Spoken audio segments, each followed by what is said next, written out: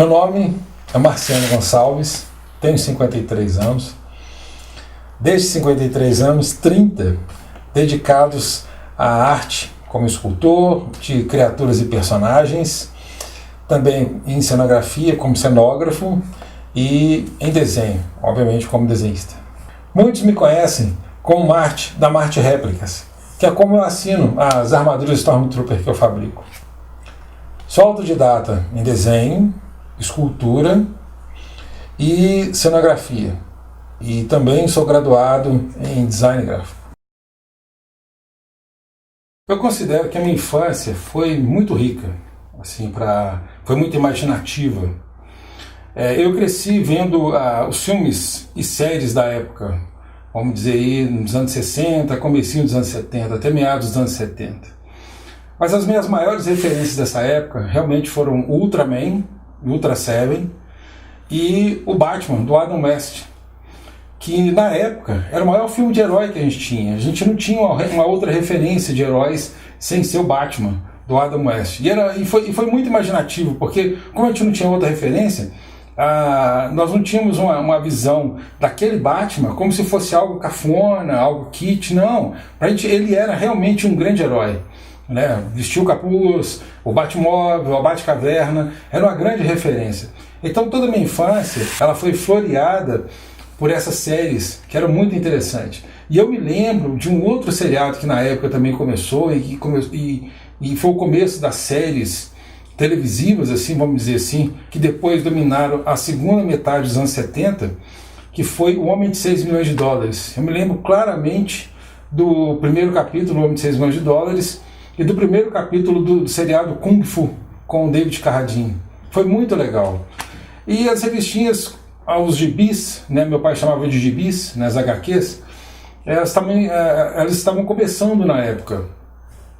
Então, assim, mas eu não tinha muito acesso, eu era muito novo ainda, né, as revistas de quadrinhos, né, Marvel e DC eu vim conhecer bem mais tarde. Mas houve um fato interessante nessa época, por ser muito habilidoso com as mãos, na época eu sempre fui muito bom de trabalhos manuais, eu descobri o papel machê. E o interessante da descoberta do papel machê é que eu queria fazer tudo em papel machê. E eu me lembro que meu maior sonho era fazer uma estátua do Ultraman em papel machê. Então foi uma infância bastante criativa. Isso foi muito legal. A chegada dos anos 80 foi muito, muito, muito legal. Foi quando começaram os grandes filmes no cinema. Eu me lembro da estreia de Star Wars.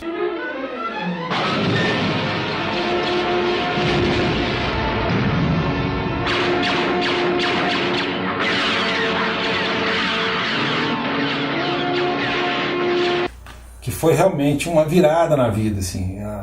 Eu saí impactado do cinema, assim, sabe? Eu não sabia o que eu tinha visto. Era muito tecnológico, era muito inovador, sabe? A gente nunca tinha visto nada, né? Como eu falei antes, a nossa referência era as séries televisivas, que na época, eram inovadoras também, era uma proposta diferente de diversão pra gente, de roteiro, de herói. Mas de repente você tem um Star Wars que muda tudo, né? Era uma explosão enorme, era um som diferente, eram heróis bem convincentes, assim. Mas tivemos também Superman e Spider-Man, que depois virou só seriado na televisão. Eu falo Spider-Man de 1978. Depois virou uma série televisiva. Mas se você imaginar que a gente nunca tinha visto nada como aquilo no cinema até então, né, ver o Christopher Reeve e ver o Spider-Man, mesmo que vestindo um colã azul e vermelho, foi extremamente convincente. Então 78 eu considero o ano mágico pra gente, que é fã, ou pelo menos pra mim, que eu era muito fã, que eu era um nerd, né, vamos dizer assim, da minha época. E teve também um filme que me impactou bastante na época, assim, foi King Kong, de 78. King Kong, aquela primeira versão do King Kong nos cinemas, foi super interessante, que foi a primeira vez que eles usaram como diria assim, eles usaram personagens em escala real.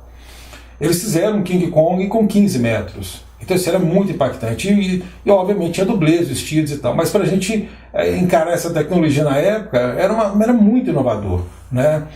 E no começo dos anos 80 vieram os grandes filmes dos anos 80, filmes de ação, né? Igual o Exterminador, as séries todas do Schwarzenegger, do Stallone, que todo mundo conhece. Mas teve um filme em particular que foi o começo da minha descoberta do que eu gostaria de fazer na vida, que foi o primeiro Batman do Michael Keaton, apesar dele ser de 89, mas foi um filme que nos anos 80 me impactou muito, que eu falei assim, puxa vida, é possível fazer algo realmente incrível. Só lembrando, a minha referência de Batman era o Batman do Adam West. Mesmo com a vinda do Superman em 78 nos cinemas, ver o Batman na tela de maneira tão convincente, e eu tenho que dar todo o crédito ao Michael Keaton e ao Tim Burton, né, principalmente Tim Burton, que trouxe ideias inovadoras para o personagem. Por exemplo, ele usar uma armadura, isso foi muito impactante. Eu falei assim, é possível fazer coisas bacanas para o cinema. Eu vi que era possível fazer uma roupa muito bacana, uma roupa muito convincente de um herói e ficar muito bem nas telas. E isso tem que dar todo o crédito ao Tim Burton, né, que inovou dessa maneira. Teve toda essa série de filmes de heróis, mas nos anos 80 foi muito importante no meu modo de ver, na minha inspiração como artista e escultor, que foram os filmes de horror, os filmes de terror, né, vamos dizer assim, dos anos 80. Nós tivemos aí A Hora do Pesadelo, nós tivemos Uma Noite Alucinante, nós tivemos Cemitério Maldito, nós tivemos Garotos Perdidos, nós tivemos O Enigma de Outro Mundo, que foi um filme muito impactante, Enigma de Outro Mundo, né, Scanners, nós tivemos A Hora do Espanto, e teve um filme em particular, que eu acho que para todo mundo que teve inspiração de trabalhar com maquiagem, que gostaria de fazer aquilo que ele estava vendo no cinema, que sem dúvida foi O Lobisomem Americano em Londres. Foi um filme que renovou totalmente a maneira de vermos o filme de horror no cinema. Até então era só muito sangue e muito susto, mas o Lobisomem Americano em Londres, além de ter efeitos especiais magníficos, ele tinha humor. Então assim, a hora que a gente tinha que prestar atenção nos efeitos especiais, a gente prestava atenção nos efeitos especiais. E a hora que a gente tinha que rir, era para se divertir, era um filme de diversão. Então, Lobisomem Americano em Londres foi um filme que impactou muito, não só a mim, mas eu tenho certeza que todo mundo que trabalha hoje na área de escultura, que faz maquiagem, efeitos especiais de maquiagem, e que trabalha para o cinema, esse filme, de certa forma, ele foi um divisor de águas. Todos os filmes que eu vi na minha infância e juventude, entre 75 até final dos anos 80, vamos dizer assim, foram filmes inspiradores da infância e da juventude. E no final dos anos 80 teve um filme muito interessante. Esse filme, ele me levou a algo muito importante, que foi a pesquisa. Eu vi o filme e falei assim, então é assim que se faz. Que foi um filme que, de certa forma, ele era um filme de bastidores desse mundo dos efeitos especiais. É um filme que aqui no Brasil ele teve um nome chamado, a gente falava em português, né? A gente falava assim, FX Assassinato Sem Morte, ou FX Assassinato Sem Morte. É uma história curtinha sobre esse filme. É um cara que trabalha em Hollywood, efeitos especiais, ele é contratado pela polícia para simular a morte de um mafioso que ia depor, né, contra outros mafiosos. Então, durante o filme mostra o processo de se fazer uma maquiagem. Isso despertou em mim algo assim maravilhoso. Se antes já era impactado pelos filmes dos anos 70 e 80, né? Esse filme foi o que me levou à pesquisa. Eu falei assim, nossa, que bacana, é assim que se faz? Foi o start para mim, entendeu? Então eu comecei a pesquisar sobre profissionais e como aquilo era feito. E aí eu tive assim, uma trilha muito interessante de descoberta de alguns profissionais. Por exemplo, eu descobri o Tom Savini, que é o cara que mais tarde eu viria a saber que era o responsável por filmes como O Dia dos Mortos, Creepshow, né, que era uma série de televisão que passava nos Estados Unidos, e os filmes de Sexta-feira 13, né? Então assim, o Tom Savini, ele foi o maquiador de todos esses filmes, né? Obviamente ele fez muito mais, mas são os filmes que me marcaram na época, né? E aí foi uma pesquisa bastante interessante sobre esse profissional e outros profissionais, né, que eu vim descobrir mais tarde. Outros profissionais que também eu pesquisei e que foram referências para mim, né, além do Tom Savini, foi o Rob Bottin, né, que fez esse King Kong de 78 que eu citei antes, né, e esse cara também fez 2 filmes assim, que marcaram muito a minha vamos dizer assim, essa fase de pesquisa, essa fase de descoberta, que foi o Grito de Horror, que aqui no Brasil ele saiu com esse título, né, Grito de Horror, mas em inglês era The Howling, que assim, até hoje é considerado uma das melhores metamorfoses de lobisomem do cinema, né? E um filme que, assim, eu até citei ele antes, que foi O Enigma de Outro Mundo, que é do John Carpenter.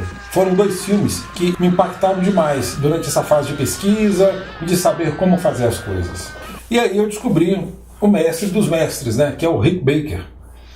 O Rick Baker, ele é responsável pelo filme, acho que mais icônico de todos, né, que é O Lobisomem Americano em Londres, né? Eu já falei dele antes aqui, né, que é um filme que me impactou bastante, mas é o cara que, quando eu descobri como profissional, aí sim, eu tive como referência e até como base de alguns trabalhos que eu mais tarde viria a fazer, né? Obviamente, ele fez outros trabalhos bastante impactantes, que foi Greystoke, por exemplo, além de Tarzan, como Christopher Lambert, né? Ele fez ele é o responsável por todos os filmes praticamente do Ed Murphy, O Príncipe de Nova York, A Professora Aloprado, Norbit, né? Ele que faz maquiagens, e ele também fez os clipes do Michael Jackson, entre eles o Thriller. Depois dessas descobertas dos profissionais, eu comecei a ficar encucado com uma pequena palavra que eu sempre lia, mas eu não sabia o que era. Era Makeup FX. Só que na época o meu inglês era péssimo e eu não tinha nem inglês, para dizer a verdade. E eu não sabia o que era FX. Eu falava assim, Makeup FX. Eu falei assim, e o que é FX? Eu gastei um tempo da minha vida para saber o que era FX. Eu sei que muita gente vai rir disso, mas hoje você abre qualquer Google, tá lá FX e te explica o que é. Você tem o Wikipedia, você tem o que você quiser. Mas só que naquela época não tinha internet. A gente não tinha facilidade de pesquisa que se tem hoje. Então, assim, eu mesmo não tinha internet em casa, não sabia como pesquisar isso, e era na sorte que a gente tinha. E aí aconteceu um fato interessantíssimo. Depois que eu assistia, depois de ter visto o FX Assassinato Sem Morte, como eu falei antes, eu me tornei um rato de locadora. Aí, na época, a gente chamava de videolocadoras, né? Depois se tornou locadoras de DVDs, né? E eu me tornei um rato desses lugares. Por quê? Era o único lugar que a gente tinha acesso a filmes. Mais uma vez, lembrando, não existia internet, né? Então não existia Netflix. Não tinha como a gente ver filmes depois que saíram do cinema. E as locadoras foi o que me ajudou bastante. Porque eu escolhia filmes de horror e de terror D, C, D, filmes quanto pior melhor, quanto um estilo gore, né, que é o estilo de tripa, de sangue e tal. E eu escolhia filmes que tinham, que no DVD ou nas fitas VHS na época, tinham making of, né? Aí eu comecei a ver os bastidores, como é que era feito as coisas e tal. Era a única referência que eu tinha, até o dia que eu fiz a descoberta que mudou tudo. Eu descobri um título, além de rato de videolocadoras, eu era rato de livrarias também. E ainda sou até hoje. Então, assim, aqui em Belo Horizonte tinha uma livraria chamada Status. E essa livraria, ela era excelente, ela trazia muita coisa importada, inclusive revistas. E um dia, eu passeando pela livraria lá, né, vendo as coisas na livraria, eu vejo uma revista que mudou tudo, mudou toda a história. Uma revista chamada Fangoria. É uma revista americana dedicada inteiramente aos efeitos especiais de maquiagem, principalmente na área de terror, e cobertura de filmes de terror. Aquilo foi para mim um tesouro, uma descoberta de um tesouro. Depois eu descobri uma outra chamada Starlog, que ela era mais puxada para ficção científica, assim, mas também que revelava muita coisa. Aí sim eu tive acesso a materiais muito bacana, nessa época, e eu descobri a respeito de molde, eu descobri a respeito de modelagem ou de esculturas, né? E teve um outro fator importante também nessa época, que eu descobri que aqui em Belo Horizonte, Minas Gerais, na minha cidade, o Teatro Universitário oferecia um curso de maquiagem teatral. É óbvio que eu fui fazer esse curso, e eu dei muita sorte de ter feito o curso com o saudoso Antônio Catar, que era um profissional que veio do rádio, ele fez teatro, depois ele foi para a televisão, e ele desenvolveu toda uma técnica de maquiagem teatral, que depois ele adaptou para a televisão sozinho. E ele montou esse curso no Teatro Universitário aqui. E eu fiz esse curso, onde eu conheci a minha grande amiga Regina Maia, né, que é uma grande maquiadora de teatro até hoje. Ela faz cinema, ela faz televisão, fizemos muita coisa juntos. Fazer o Teatro Universitário foi uma virada de 180 graus na minha carreira, né, assim, abriu muito a minha cabeça, foi uma parte importante dessa parte de pesquisa, do correr atrás, entendeu? E até porque era uma época difícil, não tinha internet, a gente não tinha material. Então, o Teatro Universitário, o concurso do Antônio Catar, do professor Antônio Catar, foi realmente indispensável para mim naquela época. Uma outra parte importante, nessa época eu ainda trabalhava no mercado formal, eu trabalhava em agências de publicidade, e eu tinha, numa das agências que eu trabalhei, a gente tinha um catálogo de serviços de vários profissionais da área. E eu descobri alguns profissionais em São Paulo que os caras trabalhavam com escultura, faziam miniaturas para efeitos especiais dos comerciais naquela época, para cinema e tal. E eu comecei a viajar muito para São Paulo. Eu ligava para um por um, eu liguei para todos eles, escrevia cartas, mandava foto de alguns trabalhos, alguns testes que eu fazia na época, e os caras me respondiam, e foi maravilhoso. E eu viajei, conheci vários deles, né, e fizeram críticas ao trabalho, que foi muito importante. Eu estava lá para aprender, e alguns elogiaram, só para ser corajoso, cara, você veio aqui e tal, saiu lá das Minas Gerais, né, para vir aqui e conversar com a gente. Isso foi muito importante, foi bem bacana, foi um período de grandes descobertas.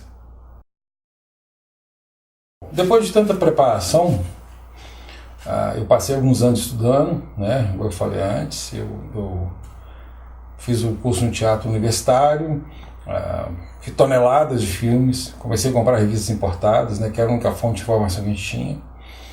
E aí, junto com essa amiga minha, Regina Maia, a gente começou a aventurar nos primeiros trabalhos. Mas, como não rolava nada no teatro, nessa época eu comecei a dar aula no sistema Senac e tinha um curso de vitrinismo, que um amigo meu dava o curso lá. E um dia ele me falou: Marcelo, você não gostaria de fazer uns trabalhos de vitrine junto comigo? Eu falei: como é que seria isso? Então, na realidade, eu comecei a ter a experiência de trabalho com modelagem, com escultura, de vários materiais em vitrinismo. Eu não comecei em maquiagem. Só depois é que eu comecei a fazer alguma coisa em maquiagem no teatro. Eu comecei a experimentar, a ter as primeiras experiências do teatro, né, com maquiagem, junto com a Regina Maia. Então, nós tivemos a oportunidade de fazer um trabalho muito, muito, muito marcante e que, sim, para a gente foi uma oportunidade de ouro. Primeiro que foi aqui em BH, né, o trabalho, que foi aqui na nossa própria cidade, né, que foi um longa-metragem, né, de um diretor chamado Rafael Conde. Ele fez uma adaptação de um conto do Murilo Rubião, O Ex-Mágico da Taverna Minhota, e nós fizemos os efeitos, né, os efeitos especiais do filme na época. E foi interessantíssimo a gente poder ter a oportunidade de aplicar aquilo que a gente estava aprendendo, tanto nas revistas quanto no curso que a gente tinha feito. E foi interessantíssimo isso. E nós fizemos alguns efeitos bastante interessantes. Fizemos uma cena até radical, o cara cortava o próprio braço, o personagem principal cortava o próprio braço dele. E nós fizemos esse efeito. né, a nossa maneira na época, mas com muita pesquisa. A gente assistiu 1 tonelada de making off, né, para ver como eram feitos esses efeitos no cinema, e acabamos tendo resultados muito interessantes. Depois, aí sim, aí eu tive a oportunidade de fazer trabalhos mais profissionais no teatro, né? Só que aí eu comecei a desvirtuar um pouco da maquiagem, né? Na realidade, nem um pouco, eu desvirtuei totalmente da maquiagem. Mas foi extremamente importante essa experiência no teatro, porque eu fui para a cenografia, né? Como eu falei no princípio, como eu sempre tive muita habilidade com trabalhos manuais, eu acabei aprendendo a esculpir em materiais como isopor, espumas. Eu trabalhei com marcenaria teatral, pinturas de painéis, né? Trabalhando fazendo rotundas e tal, esse tipo de coisa. Acho que a única coisa que eu não aprendi no teatro foi iluminação. E isso foi muito importante para a minha carreira, muito importante. Foi uma época em que eu aprendi a lidar com vários materiais, né? Fibra de vidro, fazer acabamentos de pintura cenográfica, e isso foi muito, muito enriquecedor e importante no trabalho. Eu tive a oportunidade de trabalhar com vários diretores profissionais, mas eu gostaria de deixar aqui destacado 2 que foram muito importantes na minha carreira, que foi o Orlando Orubi, né? Que ele era diretor cênico aqui do SESI Minas, e o Carl Schumacher, saudoso Carl Schumacher, né? Que eu tive a oportunidade de trabalhar com os dois, e os dois foram mais do que só... Eu nunca os considerei clientes, né? Assim, eu sempre considerei os dois como pais de profissão, tanto Orlando como Carl. Orlando, beijo. Um outro trabalho importante que eu realizei no mesmo período que eu estava trabalhando no teatro, já tinha essa experiência de materiais e tal, foi trabalhar fabricando ou fazendo, né, construindo mascotes para empresas. Foi muito, muito interessante esse trabalho. E um outro tipo de cliente apareceu nessa época, que foram empresas que faziam aniversário, festas, esse tipo de coisa assim. Então eles tinham que ter uma gama muito grande de personagens, tanto de heróis, como personagens televisivos, como personagens da Disney, por exemplo. E eu aprendi, junto com a minha mãe, a desenvolver, e eu aprendi a desenvolver esses personagens, como trazer esses personagens à vida, né? Como é que eu fazia uma cabeça de um Mickey, como é que eu fazia a cabeça de um personagem. E minha mãe, que era costureira, junto com ela, nós conseguimos desenvolver assim técnicas de moldes para fazer personagens, né? E eles tinham que ficar muito bons, que era para a empresa ou era para essas festas, para essas empresas de festas. Então não podia ser algo mais ou menos, tinha que ser coisas muito bem feitas, né? E eu também descobri outros profissionais que também me ajudou bastante nesse período, faziam acabamentos perfeitos, assim, me ajudavam a fazer esses acabamentos, né? Eles faziam acabamentos perfeitos em algumas peças que a gente precisava. Então, assim, foi um período bastante gratificante profissionalmente. Até então, toda a experiência que eu tive, eu considero que, mesmo trabalhando para o mercado do teatro, tendo tido a oportunidade de ter feito cinema, eu considero esse período bastante amador, porque foi um período assim de bastante pesquisa, bastante descoberta. Tudo que eu fiz naquela época foi feito de experimentação. Era a primeira vez que eu fazia determinadas coisas. Então, eu estava, ao mesmo tempo que eu estava trabalhando, eu estava aprendendo também. Então, eu considero um período assim importante, foi um período de construção profissional, mas eu considero um período não profissional, vamos dizer assim. Até que chegou um período que eu tive que me perguntar, bom, eu sei fazer essa quantidade de coisas que eu sei fazer, eu tenho uma habilidade, eu tenho algumas técnicas, eu aprendi isso, foi bacana, mas e agora? O que eu vou fazer com isso? Como é que eu vou ganhar dinheiro com isso na vida? Né? E aí eu tive a ideia de montar uma empresa, né, mesmo de verdade, para atender o mercado. Foi onde eu montei uma empresa que trabalhava com fibra de vidro. né? Eu descobri a fibra de vidro, é um material maravilhoso, você pode esculpir, você pode fazer N coisas com fibra de vidro, né? Você pode fazer peças maravilhosas com fibra de vidro, ela tem um acabamento muito bacana. E eu acabei fazendo lixeiras personalizadas. Nós fizemos muita coisa, muita coisa. E era legal que nós fazíamos o projeto da lixeira para o cliente. Ele poderia pedir o que ele quiser, o personagem que ele quiser. Como eu sabia esculpir, né? Eu sabia modelar, eu sabia fazer os moldes, fazer as formas, né? Então o cliente pedia um personagem que ele quisesse, uma carinha, até o logotipo dele, a gente transformava. Eu tinha a experiência de fazer mascotes. Foi possível fazer essas lixeiras personalizadas. Então, assim, foi um período muito bom. E nesse período, eu acho que o maior ganho que eu tive foi ter descoberto o empreendedorismo. Então, assim, uma coisa que eu sabia de pronto na minha carreira, que eu não queria ser um aventureiro, eu não queria fazer as coisas da arte pela arte, eu queria fazer algo realmente profissional. Então, montar a primeira empresa foi importante para eu me disciplinar no empreendedorismo também. Não só me disciplinar como artista, né, que era preciso, eu tinha que ter as técnicas, mas eu precisava atender o meu cliente de maneira profissional e fazer um trabalho de maneira profissional, né? Bom, é lógico que teve alguns percalços, né? Nem tudo na vida são flores, né? Nesse período do empreendedorismo, os fracassos também vieram, né? Alguns dos projetos que eu bolei na época como empresa simplesmente deram errado, né? E houve prejuízos e assim por diante. Mas acho que o mais importante foi ter aprendido que existe um caminho, né, profissional que se tem que seguir para poder atender o mercado. Não é só, eu sei fazer isso, eu sei fazer aquilo, eu acho muito bacana. Não, se você quer ser um profissional, né, você tem que saber o todo, não é só a sua arte, você tem que saber também a parte empreendedora. Então foi um período extremamente importante e extremamente enriquecedor, vamos dizer assim, né, muito construtivo. Depois desse período todo e de descobertas e tal, né, de trabalhos no teatro e tal, eu comecei a ser influenciado por filme de novo.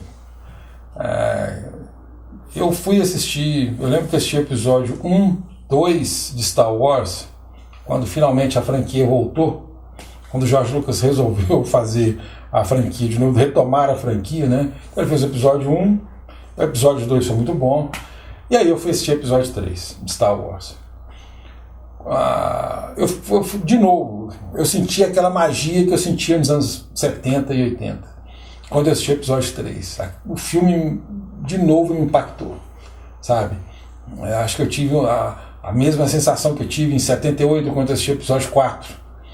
Então, ver o prelúdio, né, vamos dizer assim, de Star Wars, foi interessante, mas quando eu vi o Anakin se tornar o Vader, aquilo despertou algo, assim, falei, eu quero fazer alguma coisa com isso.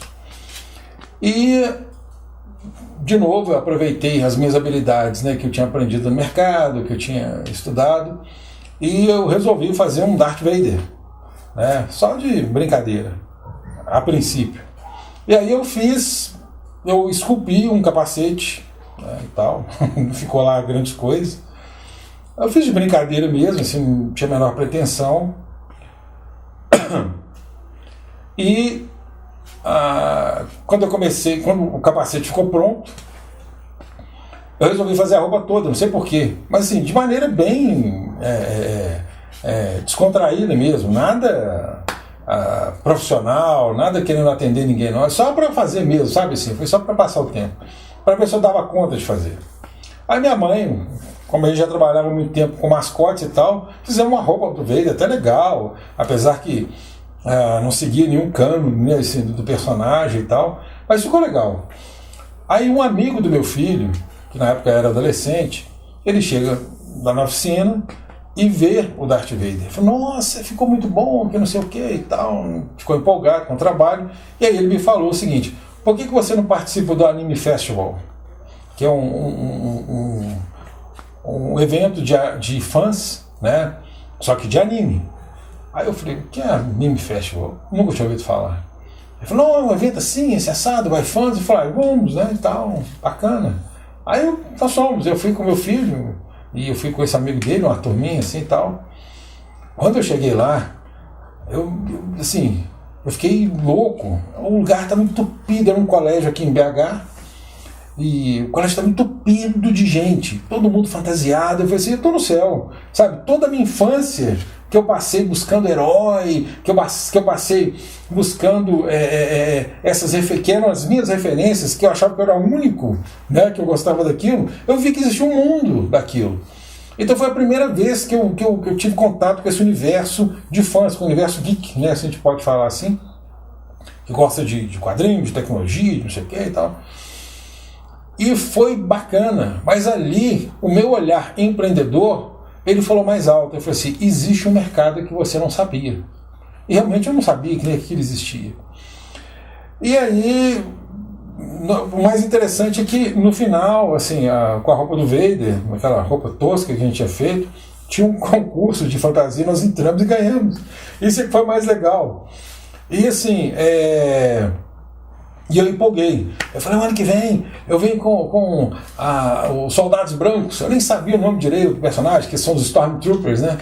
Aí eu falei assim, eu venho com os Soldados Brancos. Cara, não, que bacana, não sei o quê. E aí eu comecei a pesquisar, e sim, na época já tinha internet, né? Isso foi em 2003, por aí, se não me engano. E aí eu comecei a pesquisar e tal, e aí eu vi que eu poderia fazer aquilo de maneira um pouco mais profissional, né? Eu vi a qualidade das fantasias dos meninos, né, e tal, cada um fazia a sua própria fantasia, eram muito simples, né, de materiais muito simples. Aí eu falei assim, pô, dá para fazer um negócio mais bacana. E eu acabei fazendo, eu desenvolvi toda a técnica, né, eu fiz a primeira máquina de vacuumforme, a minha primeira máquina de vacuumforme. Pela minha experiência em teatro e tal, aquela coisa toda, eu acabei desenvolvendo todo o processo e desenvolvi as armaduras Stormtrooper, né? Os dois amigos nossos aqui. E foi a primeira do Brasil. Só que aí é a coisa, você tem que estar preparado, sabe, para os momentos, né, que a vida te apresenta. Só que aí, quando eu fiz a primeira armadura, mesmo assim que sem muita referência correta, vamos dizer assim, apesar de ter pesquisa na internet, mas eu tinha muita informação sobre o personagem, sobre esse mundo, né, de Star Wars, assim, aconteceu um fenômeno. O mundo da internet, esse mundo conectado, nós participamos do evento depois, de um outro evento, eu levei algumas armaduras e tal, amigos meus foram vestidos, eu fui vestido, quando a armadura ficou pronta, mesmo bem sem nenhuma pretensão assim de ser exatamente igual ao do filme, né? Era mais só brincadeira, mas as fotos caíram na internet e isso rodou para todos os lados, e eu fui contactado por um fã-clube, o 501 ST. E aí que eu fui descobrir que existia um mundo muito maior do que aquele de anime, né? Muito maior, um mundo de fãs muito maior, que era sedento por trabalho desse nível. Eu falei, opa, aí de novo lá do empreendedor, né? Não é só o artista, né, que falou assim, tem alguma coisa no mercado aí, né? E aí eu resolvi investigar mais a fundo e fazer mais pesquisas e desenvolver um trabalho melhor. Depois dessa descoberta, né, desse mercado, já são 12 anos fabricando armaduras Stormtrooper para o mercado de fãs. De novo, lembrando que não é só você ter uma habilidade, não é só você saber fazer alguma coisa bem feita. Você tem que se completar se você quer atender o mercado, você tem que aprender outras linguagens, igual eu aprendi do empreendedorismo, né? Você tem que se profissionalizar de várias formas, né? Não é só na sua arte que você tem que se profissionalizar. E isso me ajudou muito, né? Nesses anos todos, 12 anos praticamente fazendo, eu tive a honra de participar de ser integrante, né, do 501 ST, que é o maior fã-clube de Star Wars do mundo, né? Ele é um fã-clube que se estende praticamente por quase todos os países do planeta, né? É uma irmandade, né, Depois eu descobri, hoje eu não tenho assim amigos de fã-clubes, eu tenho irmãos de fã-clube. A gente tem um lema que nós temos, que somos irmãos de Blaster, né? Blaster é as armas que os Stormtroopers carregam. Então, assim, foi bastante gratificante essa caminhada, né? E graças ao fundador, né, o cara que trouxe o 501 para o Brasil, que é o Vinícius Aires, né, um grande amigo meu, ele me deu a honra de ter o título de armeiro oficial do 501 no Brasil, né, durante todo esse tempo, né? E foi muito, muito interessante, assim, foi muito gratificante, né, essa minha passagem pelo 501, né, na qual ainda faço parte até hoje. E hoje o mercado evoluiu muito, né, então a gente nós sermos artistas hoje, a gente não precisa estar fadado ao ostracismo, né? Você tem o Facebook, você tem as tecnologias, você tem o mercado digital. Então hoje, a arte mais o empreendedorismo, você pode evoluir muito, você pode atender muito, há muito que se fazer ainda, há muito que se caminhar ainda nesse mercado de fãs. Essa caminhada toda já são 30 anos de experiência. Então, assim, eu acho que chega um ponto que você acumula muito conhecimento, você acumula muitas horas de voo, vamos dizer assim. E essa minha jornada, ela também se passou como instrutor da instituição Senac, né? Foram alguns anos dando o curso de desenho de propaganda, que hoje é o design gráfico, né? Que foi muito gratificante também. Eu trabalhei em diversas agências de publicidade aqui em Belo Horizonte, né? E depois que eu saí do Senac, depois que eu trabalhei em agências, eu resolvi, mesmo trabalhando com armaduras, né, eu resolvi ter um negócio paralelo, um negócio meu, assim, que eu pudesse tocar como um homem de negócio mesmo. Então eu montei uma escola de desenho, uma escola de artes, chamada Estúdio A4, na qual eu a dirigi por 10 anos. Vivemos e trabalhamos num país que, infelizmente, é uma montanha-russa de crises. E numa dessas crises, a escola foi pega. E aí, mas eu já tinha um outro projeto, né, bastante interessante na cabeça, que eu vinha há muito tempo observando essa transformação digital na qual nós estamos, todos nós estamos nela, né? Só que isso também trouxe novas possibilidades de negócio, novas possibilidades de atender o público. E depois de 30 anos também, eu acho que chegou a hora de passar o bastão. Por quê? Porque eu vejo diversos meninos e meninas, jovens, né, trabalhando avidamente em suas esculturas, nos seus projetos, e postando isso, sabe, na internet, nos seus Instagrams, no Facebook, né, fazendo vídeos para o YouTube. Isso é extremamente bacana, sabe? Hoje a gente está vivendo assim, um admirável mundo novo. Eu lembro de eu começar sozinho, né, numa era em que não tinha informação, né, e eu me senti tão sozinho que quando eu descobri que existia um evento de fãs, eu achei que eu estava no céu. Por quê? Porque eu era muito sozinho, a gente não tinha essa interatividade. Hoje se tem, você pode compartilhar seus trabalhos e tal. E eu creio que 30 anos de experiência é bacana passar isso para frente. E aí nasceu um novo projeto.